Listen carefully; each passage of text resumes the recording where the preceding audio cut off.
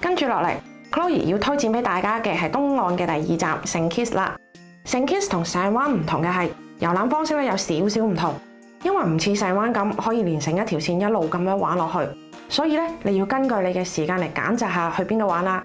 跟住落嚟咧 ，Chloe 咧就會推薦幾個必去嘅點俾大家一齊嚟睇下。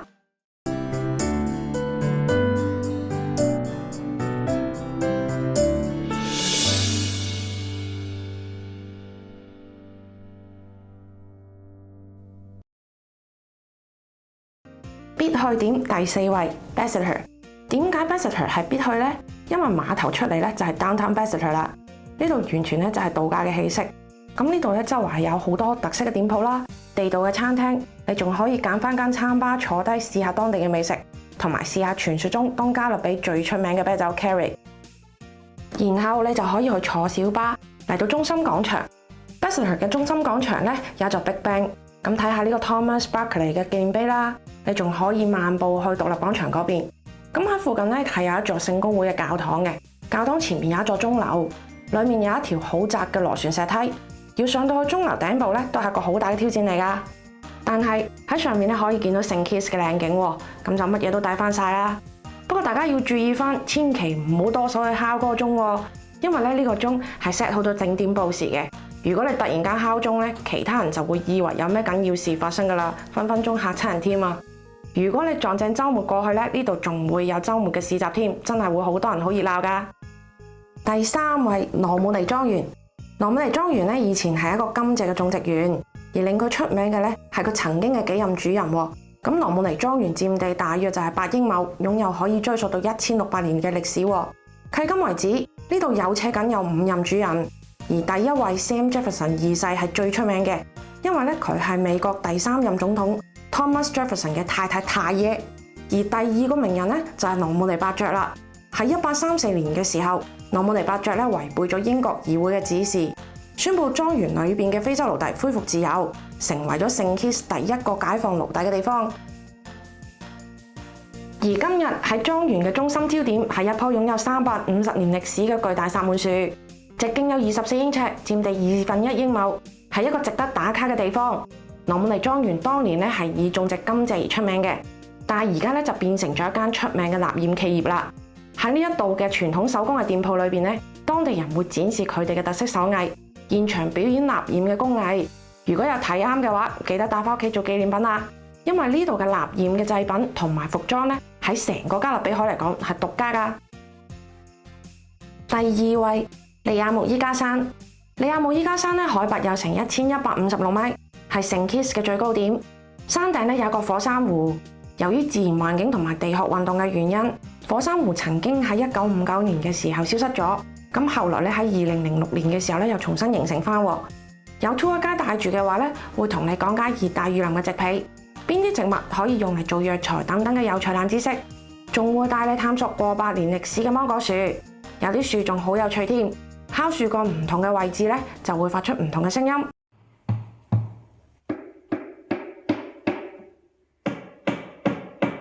又可以好似泰山咁用樹藤打千秋，去到火山頂咧就可以見到聖 Kitts 最廣闊嘅全景啦。第1位硫磺山要塞國家公園，佢係東加勒比海唯一一個人造嘅而又被聯合國教科文組織評為世界遺產嘅地方。點解咁樣一個加勒比海小島上面會有一個保存得咁好嘅 UNESCO 位置呢？咁其實咧都有一段殖民故事㗎。當時咧喺1623年同埋1625年嘅時候，英國同法國嘅殖民者咧分別嚟到聖 Kitts 呢度，之後兩個國家一直為咗搶佔地盤而鬥爭，直到1689年，法國人咧第一次喺硫磺山上面架起咗大炮，將佢變成咗一個簡易版嘅堡壘。但1年之後咧就俾英軍佔領咗啦。之後英國嘅軍事工程師就設計建造咗呢個軍事堡壘。由於呢一度嘅地勢險峻咧，堡壘最高嘅海拔達到咗800米，所以又被稱為加勒比嘅直布羅陀。可以見佢喺軍事方面嘅重要性。城堡咧喺19世紀到20世紀期間一度被遺棄同埋荒廢過，直到1999年初先恢復翻重修嘅工程。到咗1973年，查爾斯王子重新開放咗第一個完全修復嘅區域，即係威爾士親王堡壘啦。到咗1985年，英女王伊麗莎白2世為遺址揭開咗牌匾，正式將硫磺山命名為國家公園。到咗1999年，呢一度咧就被聯合國教科文組織列為世界遺產啦。如果你對歷史有興趣，呢度已經夠你行足半日啦。撇開佢嘅歷史同埋建築意義，單單係佢壯觀嘅景色就值得你一遊啦。跟船公司嘅 excursion 咧，可以從碼頭坐車大概30分鐘嚟到硫磺山要塞國家公園。開放遊覽嘅區域咧，包括雄偉嘅喬治堡城堡同喬治堡博物館、西部武器廣場同埋東部武器廣場。所有呢啲地方咧都可以通過停車場行一段小坡同埋台階就可以到得到啦。居高臨下咧，仲可以見到其他嘅地區，包括集字堡壘、皇家工程師宿舍嘅廢墟、炮兵軍官宿舍嘅廢墟、步兵軍官宿舍同埋奧利永堡壘。喺堡壘嘅最高處咧，用望遠鏡望出去，仲可以見到一海相隔嘅幾個相鄰嘅加勒比小島，同埋背後嘅利亞穆伊加山，景色絕對係一流啊！喺呢度咧 ，Chloe 俾翻個溫馨小提示大家，記得隨身攜帶現金啦，因為呢度嘅居民咧仲係習慣咗用現金嘅。無論你行到去邊度咧，都唔接受使用信用卡消費嘅。聖 Kitts 使用東加勒比嘅貨幣同埋美金，但係大多數嘅街頭小販咧就更加偏向於收小額嘅美金啦。聖 Kitts 咧除咗係加勒比海郵輪一個旅遊嘅勝地之外，其實近年咧亦都逐漸成為咗一個熱門嘅移民國家。可能大家估唔到，聖 Kitts 背後咧係有一個好勵志嘅故事嘅。一直以嚟，聖 Kitts 都係英國嘅殖民地，直到1983年先宣布獨立。但係獨立之後咧，當地人因為文化水平唔高，就連唯一嘅經濟來源甘蔗廠都運營得唔係咁好，幾乎到咗冇米開飯嘅地步添啊！呢個時候咧，可以話係聖 Kitts 史上最偉大嘅人物出現咗啦。佢就係而家嘅總理 Timothy Harris 啦。Harris 咧就生於英國人殖民時期嘅舊社會，係一個聖 Kitts 普通農民嘅仔。不過咧，佢同時亦都係聖 Kitts為數唔多去過國外讀大學並且攞到博士學位嘅人。喺後來同英國人談判爭取獨立嘅過程中咧，佢亦都發揮咗好重要嘅作用。